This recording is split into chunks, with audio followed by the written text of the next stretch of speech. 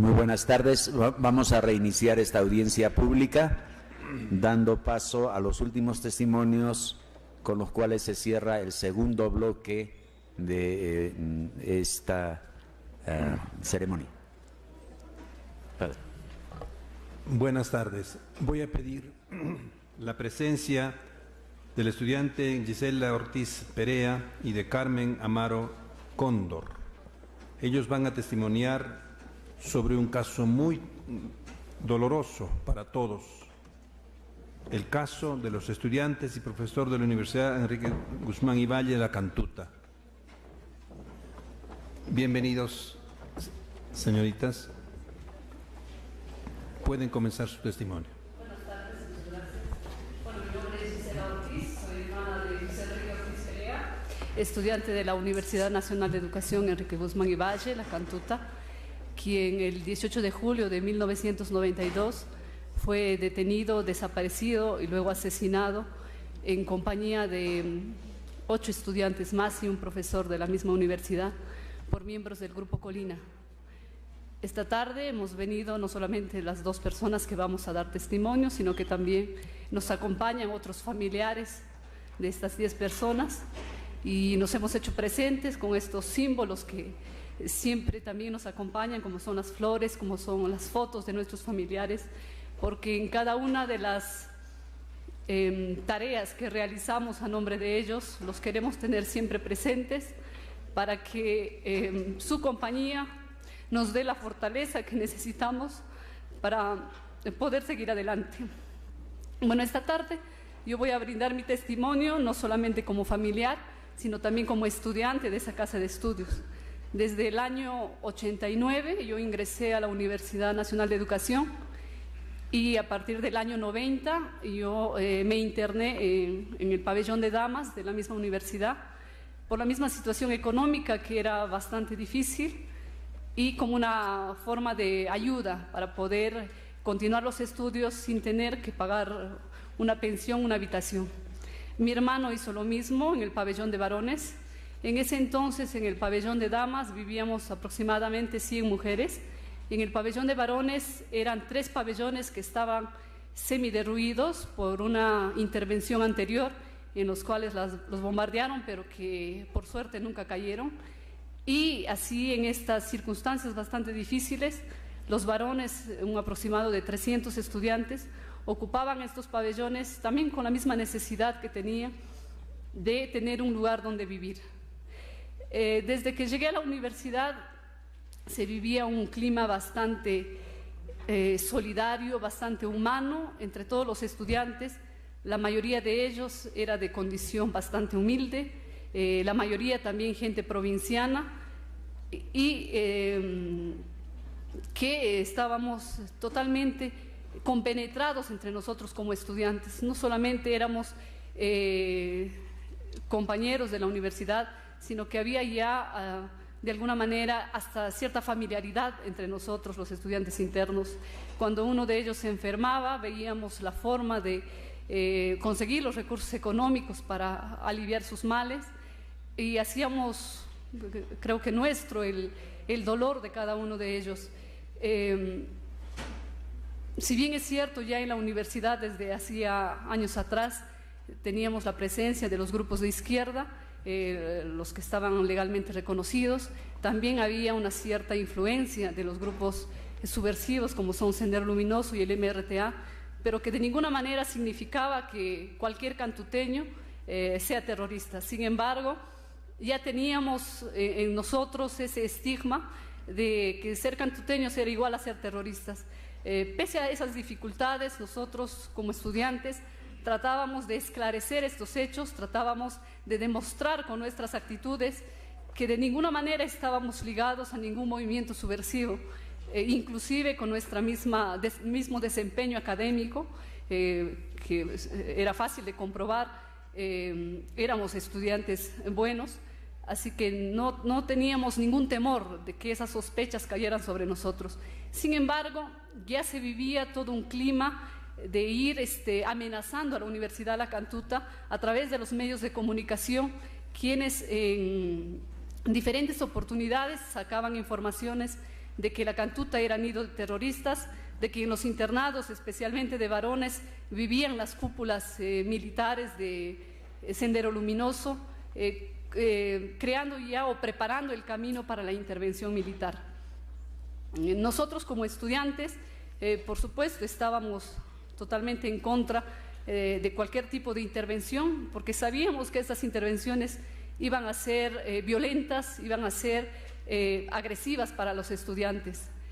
En el año de 1991, en mayo específicamente, el señor Fujimori, decide intervenir la Universidad de la Cantuta. Nosotros como estudiantes, desde la noche anterior, vimos cómo habíamos sido rodeados todo el perímetro de la universidad por miembros del ejército y decidimos no permitir el ingreso a la Universidad de la Cantuta. En la mañana, cuando nos levantamos y después de tomar el desayuno, la puerta de ingreso a la universidad ya estaba totalmente cerrada, con carpetas, con palos, y Fujimori decidió ingresar por la parte posterior, que era la puerta de ingreso a la vivienda de los docentes. Nosotros como estudiantes internos también nos acercamos hasta ahí para impedir el ingreso, hecho que Fujimori se ocultó en la primera vivienda que encontró por el rechazo justamente de los estudiantes. Nosotros como estudiantes fuimos reprimidos con bala, nos tuvimos que tirar al piso para evitar que alguna de estas balas cayera sobre nosotros, y algunos estudiantes internos sacaron tomates podridos del comedor de estudiantes y empezaron a tirar tanto a Fujimori como a toda su comitiva. Creo que este fue el hecho que de alguna manera marcó el odio que luego Fujimori tendría a la misma Universidad de la Cantuta por este rechazo y por esta misma vergüenza que le habíamos hecho pasar cuando él, creyéndose triunfador, trataba de ingresar a la universidad. Ese día, desde ese día, varios de los estudiantes internos ya fuimos señalados como subversivos y fuimos ya víctimas de persecución, de amenazas constantes. La mayoría de estudiantes internos sabíamos que iba a haber una intervención esa noche y nos retiramos a la casa de nuestros familiares. Sin embargo, se quedaron aproximadamente 60 estudiantes en las viviendas, los cuales fueron traídos todos hasta la DINCOTE, donde permanecieron 15 días para las investigaciones de ley. Sin embargo, durante los 15 días no lograron vincular a ninguno de ellos con ningún movimiento subversivo y todos fueron puestos en libertad. Desde el momento en que los militares ingresan a la universidad, definitivamente el clima se tornó bastante hostil. Aproximadamente por unas 2 semanas no hubo atención tanto para los estudiantes como para el personal administrativo dentro de la universidad. Los pabellones de varones fueron tomados por el ejército, todas las pertenencias de los estudiantes fueron sacadas. Muchos de los estudiantes también perdieron muchas de sus pertenencias y quedó totalmente prohibido ingresar a estos pabellones. Al pabellón de damas todavía nos permitían ingresar a sacar algunas de nuestras cosas. En el mes de junio, estos 3 pabellones fueron totalmente dinamitados y los estudiantes varones se quedaron, como se dice, en la calle, sin tener dónde vivir. Nosotros como estudiantes internos, en forma solidaria, empezamos a exigir que la universidad de alguna manera asumiera el darles un lugar donde vivir, principalmente a los que eran estudiantes de provincia y quienes no tenían familia en Lima para poder alojarse. Con tanto esfuerzo conseguimos que la universidad nos diera 2 oficinas, 2 locales bastante amplios, que en realidad funcionaban como oficinas y que contaba con un solo baño. Ahí se instalaron los camarotes que nos dio la universidad y se instalaron 60 estudiantes varones. En el pabellón de damas todavía quedábamos alrededor de 60 estudiantes. En ese entonces yo era dirigente del comité de internos de la universidad y Robert Teodoro Espinosa, uno de los estudiantes asesinados, era el dirigente del internado de varones. Las constantes carencias que teníamos como estudiantes de atención por parte de las autoridades, tanto en el comedor de estudiantes, tanto en el centro médico y el mismo nivel académico que por entonces ya estaba en crisis en la universidad, hacía que nosotros como estudiantes constantemente nos organizáramos para salir en movilizaciones. Cada una de estas movilizaciones era reprimida en forma violenta por los militares, quienes no tenían ningún temor de disparar para dispersarnos. Todavía los movimientos estudiantiles y de dirigencias, tanto de los trabajadores como de los docentes, era fuerte en la universidad. Poco a poco estos movimientos también, por esta misma negativa por parte de los militares, quienes tenían el control absoluto de la universidad, fueron perdiendo estabilidad dentro de la universidad. De los dirigentes estudiantes, en realidad, los que convocábamos a cualquier tipo de movilización éramos los estudiantes internos, quienes directamente nos sentíamos afectados por la vida misma que se daba dentro de la universidad. Se había implementado un toque de queda en la universidad que regía a partir de las 9 de la noche hasta las 6 de la mañana. En ese horario nosotros no podíamos transitar libremente por la universidad, y si es que por algún motivo llegábamos tarde, tampoco se nos permitía el ingreso. Bueno, los compañeros varones no podían ni siquiera acercarse al pabellón de damas porque estaba totalmente prohibido. Y pese a que muchos tenían familia, como el caso de mi hermano, y se les explicaba las razones por las cuales, o las necesidades que se tenía, por las cuales ellos nos buscaban para cualquier requerimiento, siempre éramos agredidos verbalmente, ¿no?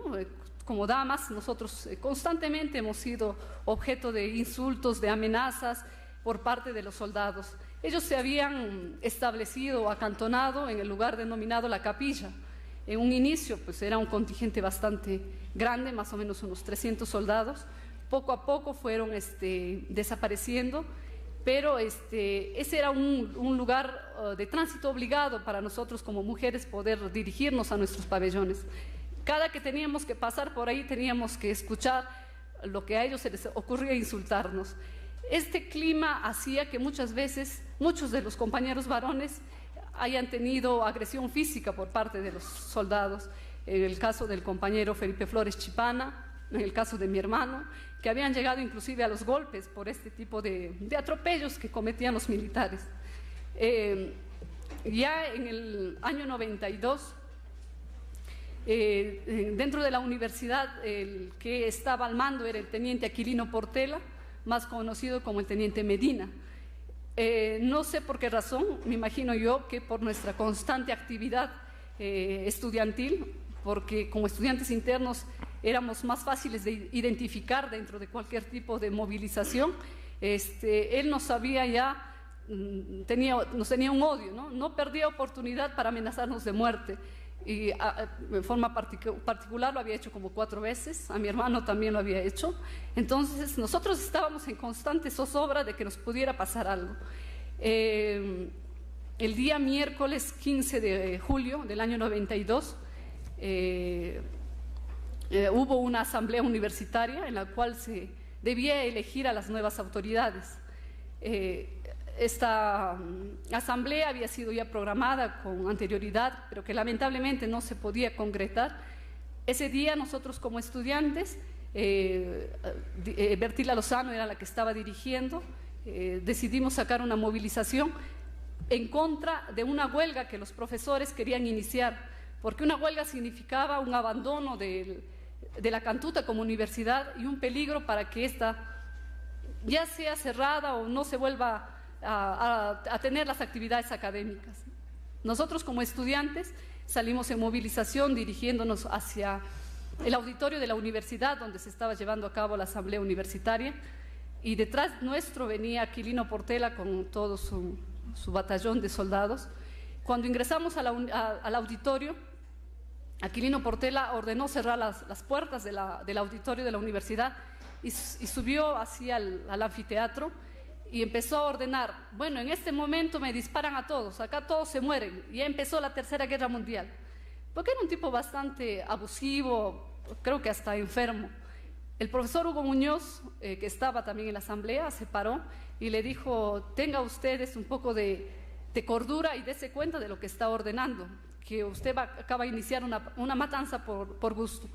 Bueno, Aquilino Portela se bajó y se paró delante del profesor Hugo Muñoz y le dijo: usted se me calla la boca.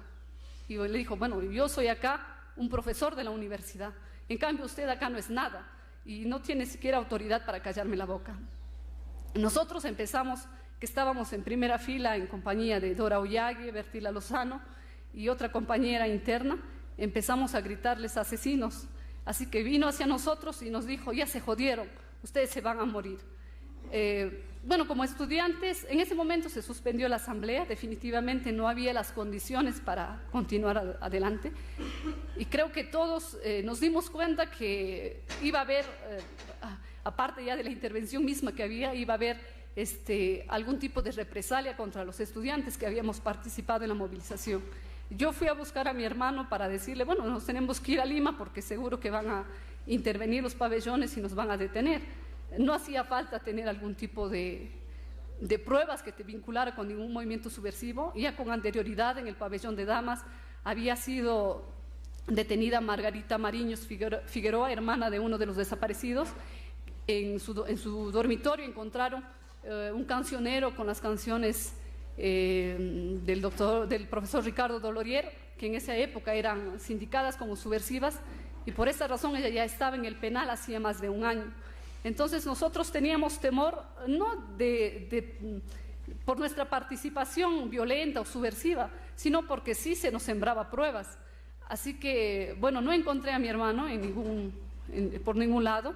Me encontré con Felipe Flores Chipana y le dije: no, parece que va a haber una intervención en los pabellones, sería mejor que nos fuéramos a algún otro sitio. Al parecer casi todos los estudiantes ese día salieron. Lamentablemente al día siguiente ocurrió lo de Tarata y me imagino yo como un afán de querer buscar una venganza o buscar gente que se hiciera responsable por este hecho. La amanecida ya del día 18 ingresaron a la universidad. Yo no voy a hablar con mayor detalle de los hechos porque eso lo va a hacer Carmen, pero yo creo que sí, para nosotros como estudiantes esta intervención significó el truncamiento de nuestras ilusiones, de nuestros proyectos personales. Creo que el Grupo Colina no solamente me quitó a mi hermano, me quitó a mis compañeros, sino también me ha quitado 10 años de mi vida, porque definitivamente después de todo lo que hemos vivido, no creo que levantarse cada día sea volver a vivir. Nosotros estamos tratando de sobrevivir. Es difícil soportar este dolor, este drama. A mí me tocó encontrar a mi hermano en noviembre del 93, el único cadáver entero que encontramos de estas 10 personas, y tenía 3 impactos de bala en la cabeza. Y esa fue la maldad con que estos asesinos me devolvieron a mi hermano. Definitivamente desde entonces la vida que llevamos como familia no puede ser una vida normal. Nos han desintegrado, nos han creado grandes traumas. Para mí no es fácil venir este día acá a exponer mis sentimientos frente a ustedes, pero yo tengo un compromiso moral con mi hermano porque sé que él hubiera hecho lo mismo por mí. Tengo un compromiso con mis compañeros porque sé que ellos tuvieron una vida coherente, una vida solidaria, porque sé que han sido personas buenas, capaces de dar de donde ni siquiera tenía. Todos ellos han sido estudiantes humildes, que se esforzaban por mantenerse dentro de la universidad y que de repente el único delito de algo que se les puede acusar ha sido de ser cantuteños, porque lamentablemente en esa época ese era ya un delito, ese era ya sindicarse como terrorista. Nosotros a lo largo de estos 10 años hemos tratado de explicar quiénes han sido ellos, hemos tratado de decir la forma como ellos han vivido, de los hogares que ellos provienen, de hogares humildes que con mucho esfuerzo se podían mantener en los estudios superiores. Sin embargo, todavía mucha gente justifica esta matanza, casi como justifica muchas matanzas, tal vez para ocultar nuestra falta de solidaridad, tal vez para ocultar el hecho que en algún momento dejamos de ser humanos y dejamos de ser sensibles al dolor de los otros. Y esto también es una autocrítica, porque quizás en ese momento que ya se vivía un clima de violencia, no éramos capaces de salir adelante y decir no más muertes y de decir no más desapariciones. Y tuve que esperar que mataran a mi hermano y que mataran a mis compañeros para entender este difícil drama. Y yo solo espero que con este testimonio, que realmente me cuesta darlo, sirva siquiera para que en adelante no se vuelvan a cometer estos crímenes. Lo que nosotros intentamos como familiares es realmente tocar el corazón de cada uno de ustedes para que de alguna manera podamos ser capaces de desterrar esa indiferencia, ese individualismo que solamente se ocupa de un desarrollo personal y dejamos de lado de repente el sufrimiento de la otra persona. Realmente lo que yo deseo de la Comisión de la Verdad es humanismo, es solidaridad, y que el informe que ustedes vayan a hacer y que el trabajo que ustedes están realizando lo hagan pensando en el dolor de las víctimas. Nosotros como familiares jamás pedimos ser víctimas. A nosotros nos obligaron de alguna manera a asumir este papel, que lo hemos hecho sí con mucho cariño por nuestros familiares, que lo hemos hecho creo sacando fuerzas inclusive de donde no las teníamos, y que lo hemos hecho haciendo frente especialmente a un gobierno que tenía mucho poder, con muchas amenazas, pero de ninguna manera con temor. Y si el día de hoy me ven derramar lágrimas, que lamentablemente creo yo que como van pasando los años me estoy volviendo más sensible, es difícil poder controlar mis emociones, pero no son lágrimas de debilidad, sino son de dolor, de indignación, porque 10 años después todavía duele saber que Martín Rivas puede seguir haciendo su vida tranquilo sin que estas muertes le pesen. Todavía nos duele saber que existe un asesino Fujimori viviendo en Japón sin que estas muertes le sean castigadas. Nosotros sí esperamos, a través de la Comisión de la Verdad, conocer exactamente qué fue lo que pasó en la Cantuta. Sabemos que hay responsabilidades, inclusive de muchas autoridades, que se mostraron indiferentes, que por 8 años, hasta el año pasado, ni siquiera nos permitieron cada 18 de julio reunirnos en la universidad para recordar a nuestros familiares, no como mártires, no como héroes, sino como han sido, como humanos, como personas, porque a nosotros sí nos importaba que en la Cantuta quede ese recuerdo de lo que ha ocurrido, quede ese recuerdo de esos años de violencia que hemos vivido, y porque a través de estas muertes tal vez podamos evitar que otras muertes ocurran. Sí me parece importante el hecho que el día de hoy, por ejemplo, la Universidad de Huancayo decida hacer un muro de la memoria donde se puede escribir el nombre de cada uno de nuestros desaparecidos, de nuestros asesinados. Nosotros también luchamos por dignidad, para que nuestros muertos no sean un número, ni para que nuestros muertos sean simplemente terroristas, sino para que ellos sean reconocidos en su dignidad de seres humanos. Y así como hacemos un muro de la memoria, seamos capaces de hacer también un muro donde escribamos el nombre de cada uno de estos asesinos que en realidad han desintegrado familias enteras. Bueno, como joven lo que puedo esperar es de que ojalá nuestro país cambie, ojalá nosotros como peruanos estemos en la capacidad de querer construir un país diferente. ¿Quién no quisiera vivir en reconciliación, en paz? Pero definitivamente para llegar a esta reconciliación necesitamos conocer la verdad y necesitamos que se haga justicia. Como familiares nos es difícil pensar siquiera en una posible reconciliación cuando todavía no vemos a los asesinos pagando sus culpas. Y esto no es pedir venganza. Pedir venganza sería quitarle un hijo a Martín Rivas y hacerle lo que ha hecho con nuestros familiares, desaparecerlos, asesinarlos, quemarlos como han hecho con nosotros. Nosotros no estamos pidiendo eso. Nosotros estamos pidiendo que ellos sean sancionados y que y que paguen realmente por lo que han hecho.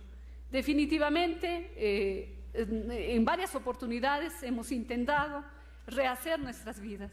Hemos intentado volver a nuestros estudios. Lamentablemente, en la misma universidad, en la Cantuta, el año pasado, cuando yo fui a querer reiniciar mis estudios, me dijeron que había pasado mucho tiempo y que ya no podía volver a hacerlo. Y difícil reintentar empezar de nuevo, es porque justamente la sociedad misma no nos ayuda. Durante la década del 90, cuando buscábamos trabajo, queríamos ver la forma de ayudarnos económicamente, teníamos ese estigma de ser familiares de las víctimas de la cantuta. Y ahora todavía ese estigma nos persigue.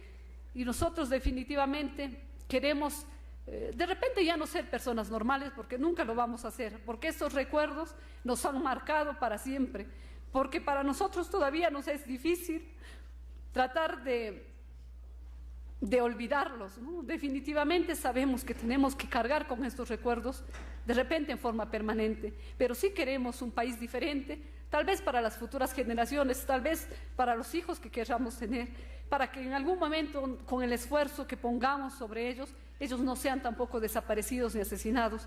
Creo que esa es tarea no solo de la Comisión de la Verdad, esa es tarea de todos nosotros. Bien, quien les habla es Carmen Amaro, soy hermana del estudiante Armando Amaro Cóndor. En esta oportunidad principalmente quisiera agradecer a la Comisión de la Verdad y Reconciliación, a la Asociación Pro Derechos Humanos, a PRODE, por permitir que el caso de la cantuta sea visto en esta audiencia.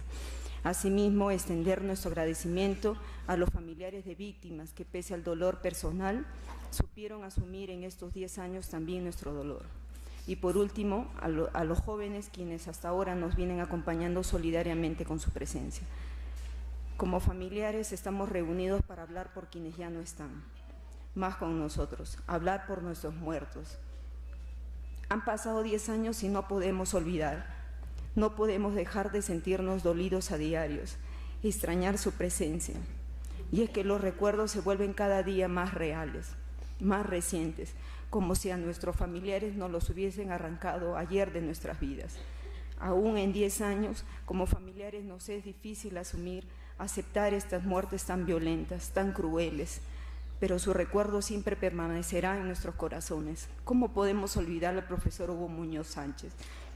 ¿Cómo olvidar a los estudiantes Verdila Lozano Torres, Doro Yague Fierro, Enrique Ortiz Perea, Armando Amaro Cóndor, Heráclides Pablo Mesa, Roberto Teodoro Espinosa, Juan Mariño Figueroa, Marcelino Rosales Cárdenas, Felipe Flores Chipana? Como familiares siempre permaneceremos de pie para hablar por ellos, por los que ya no están más con nosotros. Es así que la madrugada, a promediar la 1:30 de la madrugada del 18 de julio, unos 30 civiles ingresaron al pabellón de varones. Con sumamente violencia ingresaron, comenzaron a patear las puertas y estas personas estaban vestidos de civil. Estaban encapuchados y se les llegó a reconocer porque tenían una chompa de cuello alto color negro. La apariencia de estas personas eran de tipo físico-militar. En principio estaban con armas, afuera les acompañaban militares quienes custodiaban la universidad, quienes ejercían el control sobre la seguridad de la universidad. Ingresaron aproximadamente con 2 camionetas de doble cabina y con suma violencia obligaron a los estudiantes que se tiraran boca abajo, obligándolos a salir a los alrededores. Inmediatamente con una lista en mano comenzaron a identificar y a comenzar a separarlos. Quienes fueron testigos, los estudiantes que estuvieron ahí, más de 30 estudiantes estuvieron esa noche, que fueron testigos de lo que pasó. Este grupo de encapuchados se encargó, como ya dije anteriormente, de identificar y separar a los estudiantes que figuraban en una lista. Los obligaron a cubrirse la cabeza, ataron sus manos y con suma violencia los introdujeron en 2 camionetas de doble cabina. Al abandonar el lugar se llevaron consigo, entre tantas cosas, sus pertenencias personales como frazadas, picos, palanas y palas. Al abandonar este pabellón y obligaron a los estudiantes que no figuraban en esa lista a que permanecieran en los pabellones y los agarraron de las manos, atándolas al pie de la cama, boca abajo. En la puerta del pabellón se dejó vigilancia para que ninguno de ellos saliera del lugar. En la casa del profesor ocurrió una operación similar. Los encapuchados lo capturaron Entre ellos, su esposa trató de impedir esto, pero inmediatamente fue encañonada y obligada a permanecer dentro de su domicilio. Al profesor se lo llevaron tapándole la cabeza con el dorso superior desnudo y descalzo. Posteriormente, los encapuchados ingresaron al pabellón de mujeres, ubicada a unos metros de la capilla, que era el lugar donde estaba instalada la base militar a cargo de la seguridad de la Cantuta. Las estudiantes fueron obligadas a abandonar el dormitorio, pararse contra la pared, identificaron a 3 de ellas, las cogieron de los cabellos y comenzaron a arrastrarlas. Entre las 3 estudiantes que estaba la estudiante Norma Espinosa, que al parecer le entró en una crisis nerviosa, que empezó a gritar, suplicando que la dejaran y que ella tenía familiares que trabajaban en la DINCOTE. Esto de alguna forma inquietó a las personas quienes las estaban arrastrando y golpeando a las estudiantes, que optaron por dejarla y que dejara él, que abandonara el lugar, y que inmediatamente le daban 5 segundos para que desapareciera del lugar. Es así de que Norma Espinosa, posteriormente ella narra que efectivamente ese día sí vio a los estudiantes que estaban uno encima de otro dentro de las camionetas, atadas las manos y boca abajo. También se llegó a identificar que estas camionetas que utilizaban los encapuchados tenían las iniciales de K y Q, que estas correspondían al servicio de inteligencia militar.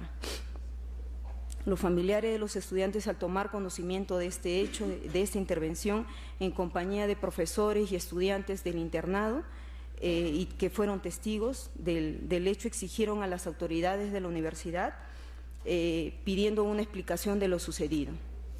Asimismo, exigieron al teniente Medina, que estaba a cargo de la responsable de la seguridad de la universidad, conocer el registro de ingreso de los hombres equipados con armas de las camionetas, saber sobre todo quiénes estuvieron de guardia ese día, cómo pudieron ingresar 2 camionetas si solamente hay una puerta de ingreso. Nunca se dio explicaciones sobre este hecho. Sin embargo, los familiares, pese a la insistencia, no lograron arrancar ningún tipo de respuesta ni nada sobre esa madrugada. Pese a ello, los familiares desde el primer momento emprendieron un largo y penoso peregrinaje por las estaciones policiales, por la DINCOTE, por las cárceles, por los cuarteles, los hospitales, por la morgue, pero la respuesta siempre era la misma. Era una respuesta desalentadora, que lo único que sabían decir a este hecho: aquí no están. Ninguna autoridad daba razón acerca del paradero de los estudiantes y el profesor. Ante la negativa de los familiares, presentaron 3 habeas corpus. Ninguno de ellos resultó una acción decisiva para proteger a los estudiantes y al profesor desaparecidos esa noche. Ante la desesperación de los familiares, en principio apelaron ante los miembros del CSD exigiendo saber la verdad y sobre todo conocer el paradero de sus familias. Pese a ello, la misma presión, la misma insistencia de los familiares era cada vez mayor, por exigir, por saber dónde está, qué cosa había pasado con ellos. Muchos de los estudiantes esa madrugada habían sido desalojados, descalzos, sin pantalones. En el caso de mi hermano no usaba lentes, y esa era la mayor preocupación de mi mamá. El que cada día pasaba y la persona nunca llegaba, el querer pararse en una madrugada, mirar por el balcón y decir que ya vendrá, y nunca llegaba. La misma presión exigiendo a los familiares al ministro de Defensa se dé un informe sobre lo ocurrido en la Cantuta. Es así que el jefe de la Segunda Región Militar de Lima, el general Luis Salazar Monroe, hermano del jefe del Servicio de Inteligencia, Julio Salazar Monroe, él negó que se haya realizado un operativo militar ese día en la Cantuta. Meses más tarde, este general fue enviado a Washington como agregado militar. En agosto de 1992, el jefe del Comando Conjunto, Nicolás Hermosa Ríos, negó que el ejército haya realizado una detención en dicha universidad. Posteriormente, en enero de 1993, el mismo general Hermosa Ríos admitió que se realizó esa noche un operativo de rastrillaje en la universidad. Posteriormente, en abril de 93, la organización Comaca, que respondía a comandantes, mayores y capitanes, hicieron llegar un documento al congresista Henry Piz. Este documento era anónimo, en el cual se detalla el operativo secuestro y asesinato de la Cantuta. En el documento se señala como autores directos en principio al mayor Santiago Martín Rivas, que era jefe del equipo de trabajos especiales del Ejército, al mayor Carlos Pichilingue Guevara, que con el conocimiento y la aprobación del general Hermosa Ríos. Asimismo, también da a conocer al ex capitán Vladimiro Montesinos, el general Juan Rivero Lazo, que era jefe de la Dirección de Inteligencia del Ejército, DINTE, el general Luis Pérez Documet, el coronel Federico Navarro Pérez, asimismo el comandante de Infantería Carlos Miranda Valareso, a cargo del control de la Cantuta, y el comandante de Infantería Manuel Guzmán Calderón, que era jefe del batallón de comandos número 19. A raíz de esta denuncia es cuando se constituye una comisión de investigación. En principio estaba integrada por los congresistas Roger Cáceres y Gloria Helfer. Cuando se inició las investigaciones sobre este caso, sobre la desaparición en la Cantuta, sorpresivamente los puestos de vigilancia que estaban a cargo de la universidad fueron abandonadas. Al parecer ellos nunca quisieron rendir ni acercarse ante la comisión para rendir su testimonio o saber qué cosa había pasado esa noche. Es así que el 20 de abril de 93, Hermosa Ríos acude al Congreso, donde nuevamente él niega, una vez en principio ya había aceptado que esa noche se vio que había habido un operativo de rastrillaje y posteriormente lo niega. Al día siguiente, el Ejército brindó su apoyo y por qué no recordar que el general Hermosa Ríos con varios tanques desfilaron por todas las calles de Lima. Es así que el 6 de mayo el general Rodolfo Robles denuncia que los autores de la desaparición y asesinato de la Cantuta y el profesor fueron miembros del Ejército, comandados por los mayores Santiago Martín Rivas y Carlos Pichilingue. El general Hermosa Ríos, Vladimiro Montesinos, los técnicos Sosa Saavedra y el teniente, más conocido como teniente Medina, Aquilino Portela. En junio del 93, los excongresistas del oficialismo Gilberto Ciura y Jaime Freo suscribieron un dictamen en minoría, en la que sostienen que los desaparecidos de la Cantuta pueden haberse autosecuestrado. Posteriormente, el 8 de julio, a 10 días de cumplirse un año de la desaparición de los estudiantes y el profesor, la organización León Dormido, conformada por oficiales del Ejército, entregó a la revista Sí un mapa donde da a conocer la ubicación de 2 fosas clandestinas, donde que al parecer se encontraban los restos de los estudiantes y el profesor. Se logró finalmente encontrar estos restos y efectivamente se trataba de restos, pero estaban totalmente calcinados.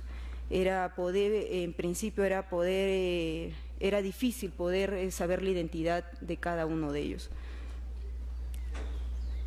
En esa misma fosa se encontraron un manojo de llaves que más tarde llegan a comprobar pues que esta llave correspondía a uno de los estudiantes. Posteriormente, algunos días de esto, la DINCOTE informó que había capturado a miembros de Sendero Luminoso, entre los que ellos se encontraba el autor del mapa, supuestamente, que era Juan Mallea Tomailla, que era un pastor evangélico. Él fue presentado ante la opinión pública a traje a rayas y se le declaró culpable que él había sido elaborado el mapa. Casi a un año después él fue declarado inocente y puesto en libertad. El 20 de agosto, el fiscal Víctor Cubas Villanueva, a cargo de la investigación de este caso, de la Fiscalía, realizó una diligencia de las pruebas de llaves que se habían encontrado en las fosas de Cieneguilla. En esas fosas de Cieneguillas no solamente se encontró un manojo de llaves, sino se encontró unas llaves que finalmente hablan el domicilio de mi hermano y el armario. Este manojo de llaves también correspondía a otro estudiante, Juan Mariño Figueroa. Posteriormente, el 12 de noviembre aparece el gobierno promulgó la famosa Ley Cantuta, donde se señala que las contiendas de competencia son resueltas con mayoría simple, lo que implicaba que el caso pasara automáticamente al fuero militar. El 21 de febrero fueron condenados 8 miembros del Ejército por el asesinato del estudiante y el profesor. Las penas fluctuaban entre 1 año a 20 años.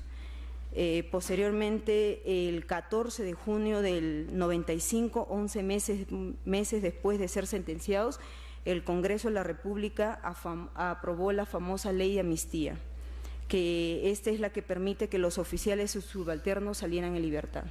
Es ahí cuando los jóvenes protagonizaron un rol importante junto con los familiares, la misma indignación de que se trataba de gente que había muerto inocente en manos de los militares que totalmente custodiaban la universidad, que ejercían un control, que era imposible pasar ni salir de la universidad sin pasar por el control de los militares. Es ahí de que se hacen unas campañas junto con las diversas instituciones de derechos humanos. La constancia, la persistencia de los familiares, quienes desde el inicio asumieron el compromiso moral de saber la verdad y encontrar justicia, aún con el riesgo de sufrir represalias, amenazas constantes a nuestra integridad física, logrando que este caso se esclarezca de pocos y así demostrando con ello la responsabilidad y participación de los tres poderes del Estado, el Poder Ejecutivo, Legislativo y Judicial, quienes actuaron como cómplices en la impunidad. El gobierno de Fujimori permitió la creación de los escuadrones de la muerte, quienes realizaban asesinatos selectivos a quienes se oponían a la política de gobierno, a quienes hoy se le atribuyen numerosos casos de violación de derechos humanos. El gobierno de Fujimori y su cúpula militar no solo nos arrebató nuestras familias, sino nos robó 10 años de nuestras vidas, de nuestras ilusiones, de nuestros proyectos personales y de nuestra tranquilidad, colocándonos en el papel de víctima del que nunca pedimos formar parte. Nuestros hogares han quedado destruidos con un vacío muy profundo.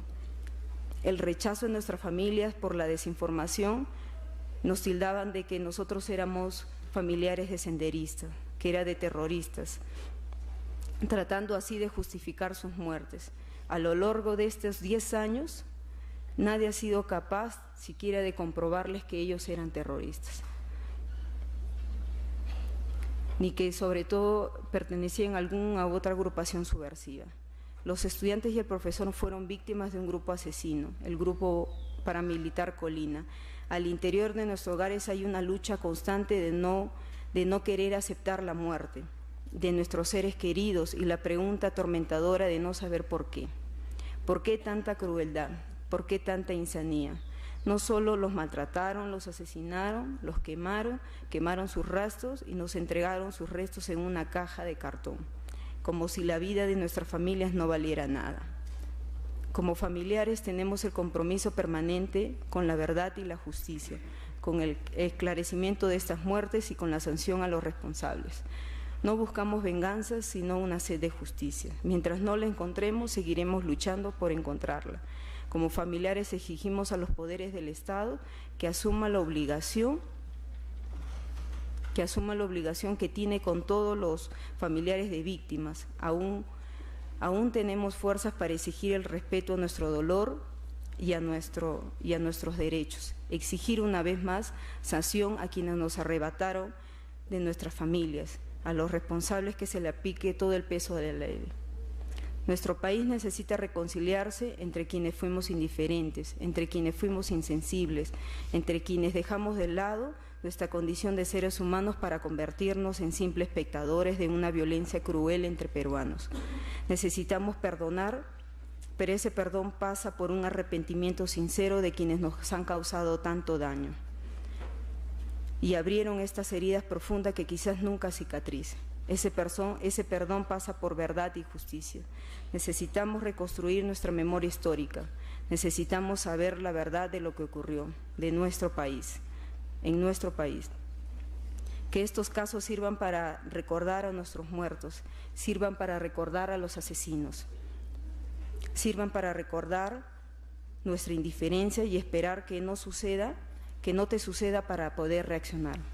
Necesitamos comprometernos en asumir el dolor de todos los otros como asumirnos como dolores nuestros. Después de 10 años todavía hay temas pendientes. En principio la captura de Martín Rivas, Carlos Pichilingue y entre ellos los otros miembros del Grupo Colina, que suman alrededor de más de 50 efectivos. Asimismo, después de 2 años de ser reabierto el caso La Cantuta e investigado por el Ministerio Público, aún no se ha formulado denuncia alguna. Hace unas semanas, el ex fiscal Richard Saavedra, a cargo de esta investigación, ha sido cesado de sus funciones, lo que nos preocupa. Pese al tiempo transcurrido, ¿existe todavía elementos suficientes para denunciar no solo a los ejecutores, sino a los autores intelectuales, como a Fujimori, exigiendo así su extradición? De la misma forma, como familiares, solicitar al Consejo Supremo de Justicia Militar se pronuncie sobre este caso, anulando el proceso seguido por el fuero, ya que se ha demostrado que esto fue llevado irregularmente. Además, la Corte Interamericana de Derechos Humanos interpreta sobre esta ley, manifestando que las leyes de amnistía no son aplicables a casos de violación de derechos humanos. Una vez más, estamos para reafirmar nuestro compromiso en la búsqueda de verdad y como familiares seguiremos luchando, seguiremos de pie mientras ahora ya no somos todos los mismos de antes, pero aún quedamos, aún nos queda hermanos, aún nos queda sobrino, ¿por qué luchar? Porque realmente encontremos justicia y verdaderamente los responsables puedan cumplir y puedan ser sentenciados por todo lo que cometieron. Gisela y Carmen, qué dolor tan grande para ustedes y qué valor para venir a dar su testimonio. Nosotros les agradecemos profundamente y como Comisión de la Verdad vamos a estar siempre al lado de ustedes. Vamos a procurar dejar nuestro testimonio también en favor de ustedes. Muchísimas gracias por ese testimonio.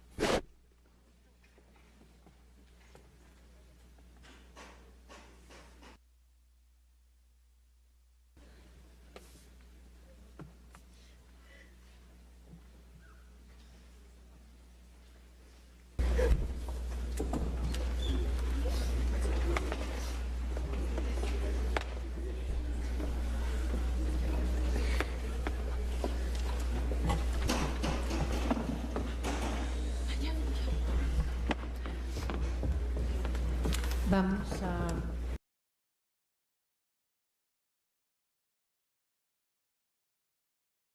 que estaban semiderruidos por una intervención anterior en los cuales los bombardearon, pero que por suerte nunca cayeron. Y así en estas circunstancias bastante difíciles, los varones, un aproximado de 300 estudiantes, ocupaban estos pabellones también con la misma necesidad que tenían de tener un lugar donde vivir. Desde que llegué a la universidad se vivía un clima bastante solidario, bastante humano entre todos los estudiantes. La mayoría de ellos era de condición bastante humilde, la mayoría también gente provinciana y que estábamos totalmente compenetrados entre nosotros como estudiantes. No solamente éramos compañeros de la universidad, sino que había ya, de alguna manera, hasta cierta familiaridad entre nosotros, los estudiantes internos. Cuando uno de ellos se enfermaba, veíamos la forma de conseguir los recursos económicos para aliviar sus males y hacíamos, creo que nuestro, el dolor de cada uno de ellos. Si bien es cierto, ya en la universidad desde hacía años atrás teníamos la presencia de los grupos de izquierda, los que estaban legalmente reconocidos, también había una cierta influencia de los grupos subversivos como son Sendero Luminoso y el MRTA, pero que de ninguna manera significaba que cualquier cantuteño sea terrorista. Sin embargo, ya teníamos en nosotros ese estigma de que ser cantuteños era igual a ser terroristas. Pese a esas dificultades, nosotros como estudiantes tratábamos de esclarecer estos hechos, tratábamos de demostrar con nuestras actitudes que de ninguna manera estábamos ligados a ningún movimiento subversivo, inclusive con nuestra mismo desempeño académico, que era fácil de comprobar, éramos estudiantes buenos. así que no teníamos ningún temor de que esas sospechas cayeran sobre nosotros. Sin embargo, ya se vivía todo un clima de ir amenazando a la Universidad de la Cantuta a través de los medios de comunicación, quienes en diferentes oportunidades sacaban informaciones de que la Cantuta era nido de terroristas, de que en los internados, especialmente de varones, vivían las cúpulas militares de Sendero Luminoso, creando ya o preparando el camino para la intervención militar. Nosotros como estudiantes, por supuesto, estábamos totalmente en contra de cualquier tipo de intervención, porque sabíamos que estas intervenciones iban a ser violentas, iban a ser agresivas para los estudiantes.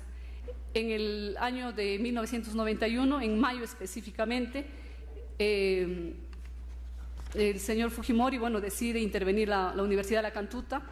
Nosotros como estudiantes, desde la noche anterior, vimos cómo habíamos sido rodeados todo el perímetro de la universidad por miembros del ejército y decidimos no permitir el ingreso a la Universidad de la Cantuta. En la mañana, cuando nos levantamos y después de tomar el desayuno, la puerta de ingreso a la universidad ya estaba totalmente cerrada, con carpetas, con palos, y Fujimori decidió ingresar por la parte posterior, que era la puerta de ingreso a la vivienda de los docentes. Nosotros como estudiantes internos también nos acercamos hasta ahí para impedir el ingreso, hecho que Fujimori se ocultó en la primera vivienda que encontró por el rechazo justamente de los estudiantes.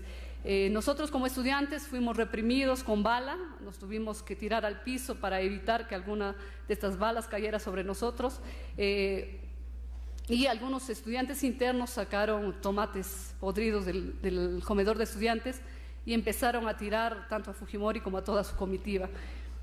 Creo que este fue el hecho que, en compañía de 8 estudiantes más y un profesor de la misma universidad, por miembros del Grupo Colina, esta tarde hemos venido no solamente las 2 personas que vamos a dar testimonio, sino que también nos acompañan otros familiares de estas 10 personas y nos hemos hecho presentes con estos símbolos que siempre también nos acompañan, como son las flores, como son las fotos de nuestros familiares, porque en cada una de las tareas que realizamos a nombre de ellos los queremos tener siempre presentes para que su compañía nos dé la fortaleza que necesitamos para poder seguir adelante. Bueno, esta tarde yo voy a brindar mi testimonio no solamente como familiar, sino también como estudiante de esa casa de estudios.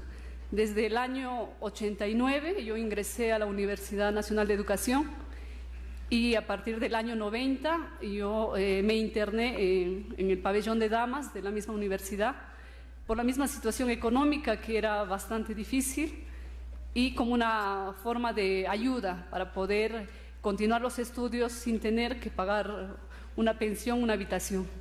Mi hermano hizo lo mismo en el pabellón de varones. En ese entonces, en el pabellón de damas, vivíamos aproximadamente 100 mujeres. En el pabellón de varones eran 3 pabellones.